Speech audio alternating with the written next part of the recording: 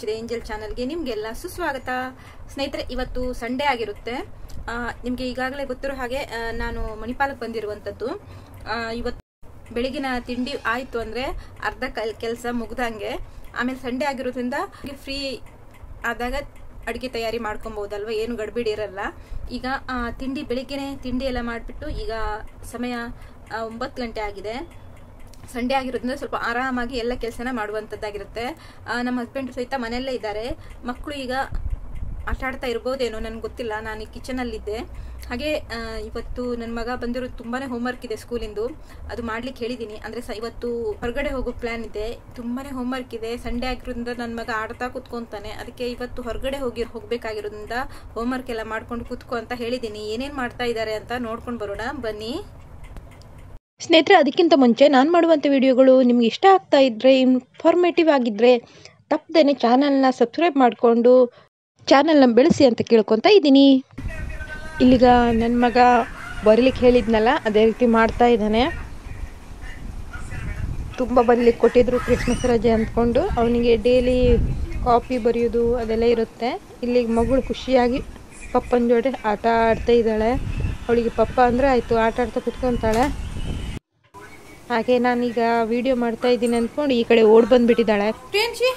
ಇಲ್ಲಿ ವೇಷ ಮಾಡ್ತಾ ಕುತ್ಕೊಂಡಿದ್ದಾಳೆ ನೋಡಿ. ಎಂತ ಮಾಡ್ತಿದ್ದೆ? ಕ್ಯಾಮ್ರಾ ಹಿಡಿದ್ರೆ ಸಾಕು ಎಕ್ಸ್ಪ್ರೆಷನ್ ಕೊಡ್ತಾ ಕುತ್ಕೊತಾಳೆ.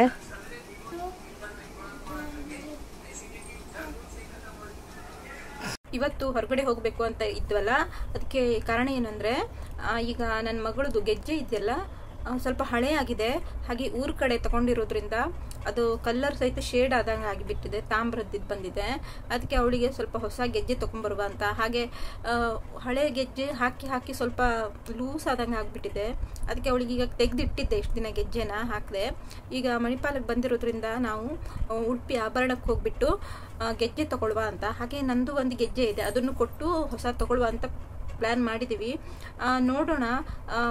ಮೇಯ್ನಾಗಿ ಅವಳು ಗೆಜ್ಜೆ ತಗೊಳ್ಳೋದಾಗಿರುತ್ತೆ. ಹಾಗೆ ಅಮೌಂಟ್ ಅಡ್ಜಸ್ಟ್ಮೆಂಟ್ ಆದರೆ ಮಾತ್ರ ನನ್ನ ಗೆಜ್ಜೆ ಹೊಸ ತಗೊಳ್ಬೇಕು ಅಂತ ಅಂದ್ಕೊಂಡಿದ್ದೀನಿ. ಏನಾಗುತ್ತೆ, ಆಲ್ರೆಡಿ ಈಗ ರೇಟೆಲ್ಲ ಹೈ ಇದೆ, ಬೆಳ್ಳಿ ಆಗಿರಲಿ ಚಿನ್ನ ಆಗಿರಲಿ. ಮತ್ತು ನೋಡಿಕೊಂಡು ಅಮೌಂಟು ಅದ್ರ ಮೇಲೆ ಗೆಜ್ಜೆ ತಗೊಳ್ತೀನಿ. ಬನ್ನಿ ಈಗ ಮೊದಲಿಗೆ ನಾನು ಬೇಗ ರೆಡಿ ಹಾಕ್ಕೊತೀನಿ. ಹಾಗೆ ಉಡುಪಿ ಆಭರಣಕ್ಕೆ ಹೋಗಿ ಮತ್ತೆ ಬರುವಷ್ಟೊತ್ತಿಗೆ ತುಂಬ ಹೊತ್ತಾಗುತ್ತೆ. ಅದಕ್ಕೆ ಈಗ ಆದಷ್ಟು ಈಗ ಅಡುಗೆ ತಯಾರಿ ಎಲ್ಲ ಮಾಡ್ಕೊತಾ ಇದ್ದೀನಿ. ಮತ್ತು ಬಂದ ನಂತರ ತುಂಬ ಸಾಕಾಗಿರುತ್ತೆ, ಮತ್ತು ಅಡುಗೆ ತಯಾರಿ ಮಾಡ್ಲಿಕ್ಕೆ ಆಗಲ್ಲ. ಅದಕ್ಕೆ ಈಗ ಸಮಯ 9 ಗಂಟೆ ಆಗಿರೋದ್ರಿಂದ ಈಗ ಇನ್ನೂ ತುಂಬ ಟೈಮ್ ಸಿಗುತ್ತೆ ಅಡುಗೆ ಮಾಡಲಿಕ್ಕೆ. ಮಾಡಿಬಿಟ್ಟು ಮತ್ತೆ ನಾನು ನಿಮ್ಮನ್ನು ಸಿಗ್ತೀನಿ. ಇದು ಬಂದ್ಬಿಟ್ಟು ಪ್ರಿಯಾಂಶಿ ಕಾಲ್ಗೆಜ್ಜೆ. ಹಾಗೆ ಇದು ನಂದು ಕಾಲ್ಗೆಜ್ಜೆ ಹಾಗೆ ಇದೆ. ನಂದು ತುಂಬ ಕಲರ್ ಚೇಂಜ್ ಆಗಿ ಹೋಗಿದೆ. ಈ ಕಾಲ್ಗೆಜ್ಜೆ ಬಂದ್ಬಿಟ್ಟು ಪ್ರಿಯಾಂಶಿದು. ಈ ರೀತಿ ಇತ್ತು ಡಿಸೈನು, ಹಳೆ ಡಿಸೈನು. ಈಗ ಇದನ್ನು ಕೊಡುವಂಥದ್ದು. ಈ ಕಾಲ್ಗೆಜ್ಜೆ ಬಂದು ನಂದು. ಇದು ತುಂಬ ಇನ್ನೂ ಹಳೆ ಆಗಿದೆ. ಲೋಕಲ್ ಮಾರ್ಕೆಟಲ್ಲಿ ತೊಗೊಂಡಿರೋದ್ರಿಂದ ಸ್ವಲ್ಪ ಕಲರ್ ತುಂಬ ಶೇಡ್ ಆದಂಗೆ ಆಗಿಬಿಟ್ಟಿದೆ. ಬನ್ನಿ ಈಗ ಹೋಗೋಣ. ಈಗ ಎಲ್ಲರೂ ರೆಡಿಯಾಗಿದ್ದೀವಿ. ಈಗ ಇಲ್ಲಿಂದ ನಮ್ಮ ಮನೆಯಿಂದ 20 ಮಿನಿಟ್ಸ್ ಆಗುತ್ತೆ ಉಡುಪಿ ಆಭರಣ ಹೋಗಿ ತಲುಪಲಿಕ್ಕೆ. ಈಗ ಸಮಯ ಒಂದು 10:30 ಆಗಿದೆ.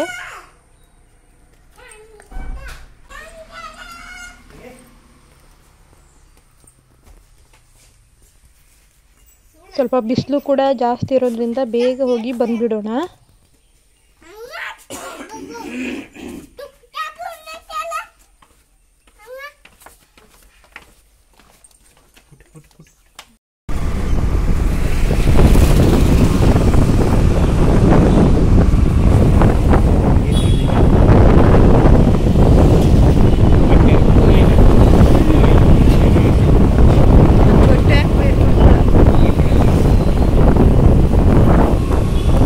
ಫ್ರೆಂಡ್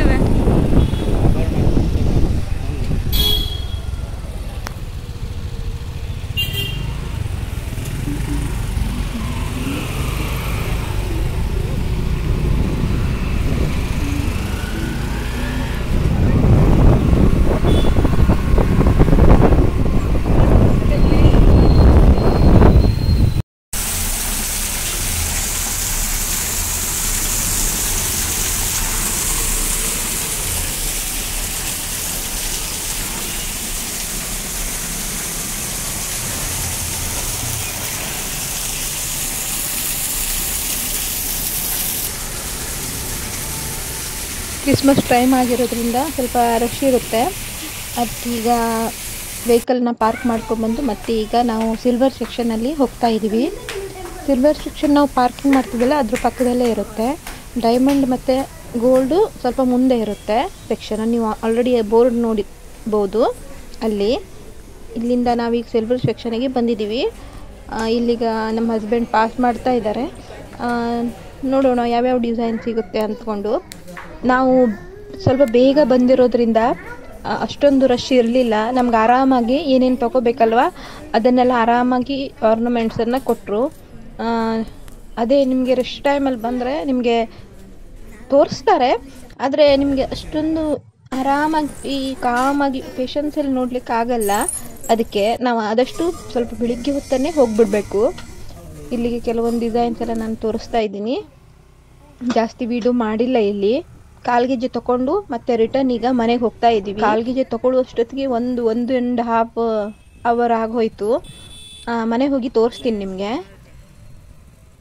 ಸ್ನೇಹಿತರೆ, ಈಗ ಉಡುಪಿ ಆಭರಣಕ್ಕೆ ಹೋಗಿ ಬಂದಾಯಿತು. ಗೆಜ್ಜೆ ಯಾವ ರೀತಿ ಇದೆ ಅಂತ ನಾನೀಗ ನಿಮಗೆ ತೋರಿಸ್ತೀನಿ. ನಾನಲ್ಲಿ ಜಾಸ್ತಿ ವಿಡಿಯೋ ಮಾಡಲಿಕ್ಕೆ ಆಗಲಿಲ್ಲ. ನನಗೂ ಮತ್ತು ತುಂಬ ಜನ ಇದ್ರ ಮತ್ತು ತುಂಬ ವೆರೈಟೀಸ್ ಆಫ್ ಆರ್ನಮೆಂಟ್ ಇತ್ತ. ಅವರು ವಿಡಿಯೋ ಶೂಟ್ ಮಾಡ್ಲಿಕ್ಕೆ ಕೊಡ್ತಾರೋ ಇಲ್ಲೋ ಅಂತ ನನಗೂ ಸ್ವಲ್ಪ ಡೌಟ್ ಆಯಿತು. ಆದರೆ ಆದಷ್ಟು ವಿಡಿಯೋ ಮಾಡಲಿಕ್ಕೆ ಟ್ರೈ ಮಾಡಿದೆ. ಆಮೇಲೆ ನನಗೂ ಅಷ್ಟೊಂದು ಇದು ಹಿಡಿಸ್ಲಿಲ್ಲ ಮಾಡಲಿಕ್ಕೂ.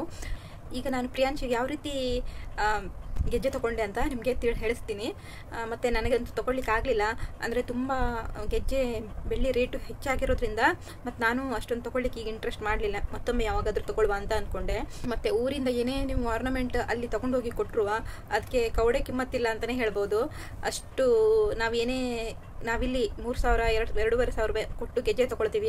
ಅದೇ ಗೆಜ್ಜೆನ ನಾವು ರಿಪ್ಲೇಸ್ ಮಾಡ್ಲಿಕ್ಕೆ ಹೋದರೆ ಅಲ್ಲಿ ಹೊಸ ತೊಗೊಳ್ಬೇಕು ಅಂದ್ಕೊಂಡು ಅದಕ್ಕೆ 1000 ರೂಪೀಸು 500 ರೂಪೀಸ್ ಹಾಗೆ ಬೆಲೆ ಕೊಟ್ಟು ನಾವು ಹೊಸ ಗೆಜ್ಜೆ ತೊಗೊಳ್ಬೇಕಾಗತ್ತೆ.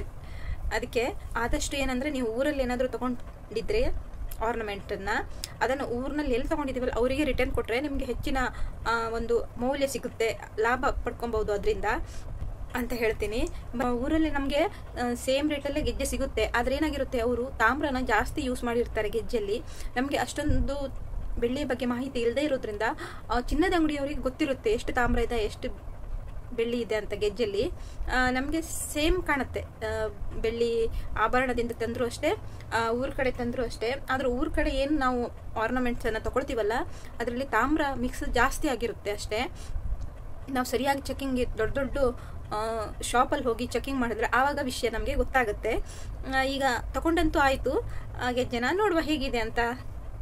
ಸ್ನೇಹಿತರೆ, ಈಗ ನೀವು ನೋಡ್ತಾ ಇದ್ದೀರಲ್ಲ, ಇದು ಬಂದ್ಬಿಟ್ಟು ನನ್ನ ಪ್ರಿಯಾಂಶಿಗೆ ಕಾಲ್ಗೆಜ್ಜೆ ತೊಗೊಂಡಿರುವಂಥದ್ದು. ಇದು ಅಮೌಂಟ್ ಬಂದ್ಬಿಟ್ಟು 3,500 ರೂಪಾಯಿ ಆಯಿತು. ನಾವು ಪ್ರಿಯಾಂಶಿ ಓಲ್ಡ್ ಗೆಜ್ಜೆ ತೊಗೊಂಡೋಗಿದ್ವಲ್ಲ ಅದಕ್ಕೆ ಅವರು 900 ರೂಪೀಸ್ ಚಾರ್ಜ್ ಮಾಡಿದ್ರು ಎಕ್ಸ್ಚೇಂಜಲ್ಲಿ. ಹಾಗೆ ಎಷ್ಟು ಸಣ್ಣ ಕಾಲ್ಗೆಜ್ಜೆ ನೋಡಿ 3,500 ರೂಪಾಯಿ ಆಗಿದೆ. ಸ್ವಲ್ಪ ಅಗಲ ಇದ್ದದ್ದೇ ತೊಗೊಂಡ್ವಿ ನಾವು. ಹೇಗನ್ನಿಸ್ತಾ ಇದೆ ನಿಮಗೆ ಅಂತ ಕಮೆಂಟ್ ಸೆಕ್ಷನಲ್ಲಿ ತಿಳಿಸಿ ಆಯಿತಾ. ಹಾಗೆ ಅವಳು ಕಾಲಿಗೆ ಹಾಕಿದ ನಂತರ ಹೇಗೆ ಕಾಣಿಸ್ತಾ ಇದೆ ನೋಡಿ, ಚೆನ್ನಾಗಿದೆ ಅಲ್ವಾ?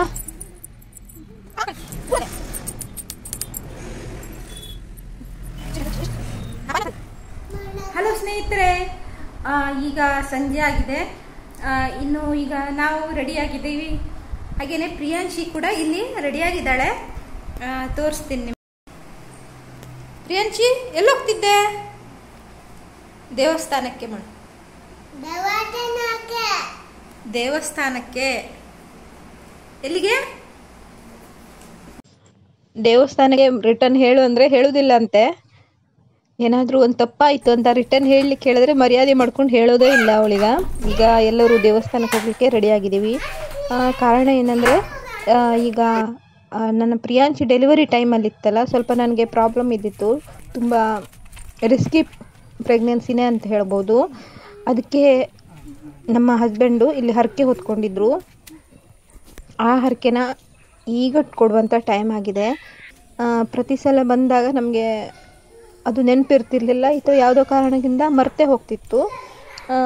ಅದಕ್ಕೆ ಈ ಸತಿ ಆದರೂ ನೆನಪಿಂದ ಮೊದಲಿಗೆ ಸ್ಟಾರ್ಟಿಂಗಲ್ಲೇ ಬಂದು ಹೋಗ್ಬಿಟ್ಟು ಈಗ ದೇವರಿಗೆ ಹರಕೆನ ಅರ್ಪಿಸ್ತಾ ಇದ್ದೀವಿ. ದೀಪದ ಎಣ್ಣೆ ಕೊಡ್ತೀವಿ ಅಂತ ಹರಕೆ ಹೊತ್ಕೊಂಡದ್ದಾಗಿತ್ತು ಹಸ್ಬೆಂಡು.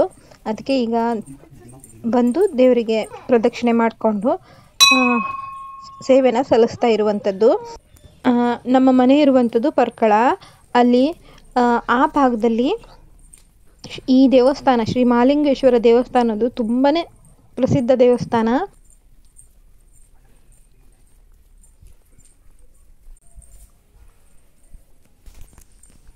ಈಗ ನಾವು ಬಂದಿರುವಂಥದ್ದು ಸಂಜೆ ಟೈಮಲ್ಲಿ ಆಗಿರೋದ್ರಿಂದ ಇಲ್ಲಿ ಅರ್ಚಕರು ಯಾರು ಇರಲಿಲ್ಲ. ಅದಕ್ಕೆ ನಾವು ಅಲ್ಲಿ ವಿಚಾರಿಸ್ಕೊಂಡು ಹಾಗೆಯೇ ನಮ್ಮ ಸೇವೆನ ಸಲ್ಲಿಸ್ಬಿಟ್ಟು ಹೋಗ್ತಾ ಇರುವಂಥದ್ದು. ದೇವರ ಗುಡಿ ಅನ್ನುವಂಥದ್ದು ಈ ರೀತಿ ಇದೆ ನೋಡಿ, ಶ್ರೀ ಮಹಾಲಿಂಗೇಶ್ವರ ದೇವಸ್ಥಾನದ ಗರ್ಭಗುಡಿ. ಹಾಗೆಯೇ ದೇವಸ್ಥಾನವನ್ನು ಒಂದು ಸತಿ ನಾನು ತೋರಿಸ್ತಾ ಇದ್ದೀನಿ ಯಾವ ರೀತಿ ಇದೆ ಅಂತ.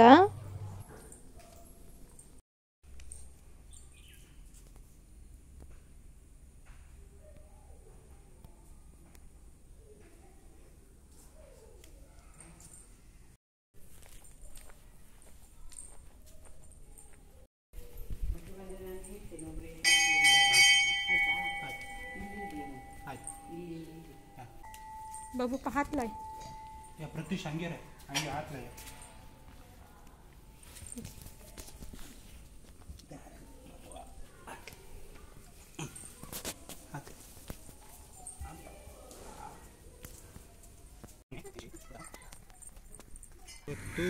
ಪೂಜೆ ಮುಗಿಸಿ ಬರುವಷ್ಟೊತ್ತಿಗೆ ಸ್ವಲ್ಪ ಲೇಟ್ ಆಗಿದೆ. ಈಗ ಮನೆಗೆ ಬೇಗ ಅಂತ ದಿನಸಿ ಸಾಮಾನುಗಳನ್ನು ತರಿಸ್ಕೊಂಡು ಈಗ ರಿಟರ್ನ್ ನಾವು ಮನೆಗೆ ಹೋಗ್ತಾ ಇದ್ದೀವಿ. ಸಣ್ಣ ಪುಟ್ಟ ದಿನಸಿ ಸಾಮಾನುಗಳಿದ್ದಿತ್ತು ಮೇನಾಗಿ. ಈಗ ಸಂಜೆ ಹೊತ್ತು ಟೀಗೆ ಅಂತ ಏನಾದರೂ ಬೇಕು ಅಂತ ಈಗ ಇಲ್ಲಿಗ ನಮ್ಮ ಹಸ್ಬೆಂಡ್ ಫೇಮಸ್ ಇಲ್ಲಿ ಕಚೋರಿ ಚಾಟ್ ಸಿಗುತ್ತೆ, ತುಂಬ ಚೆನ್ನಾಗಿರುತ್ತೆ. ಅದಕ್ಕೆ ಇಲ್ಲಿ ತಗೊಳ್ತಾ ಇದ್ದಾರೆ.